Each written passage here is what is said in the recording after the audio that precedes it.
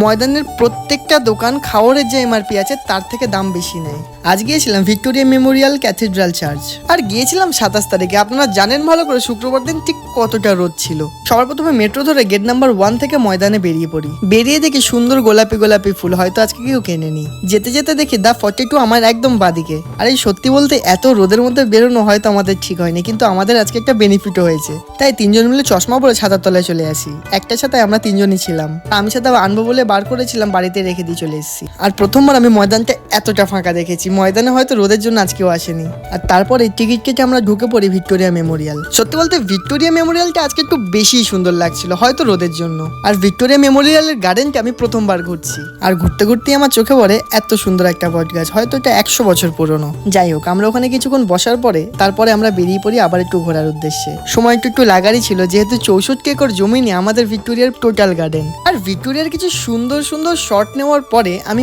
বাইরে আসি। আর বাইরে এসে সবার প্রথমে আমি খাই একটু ঝালমুড়ি।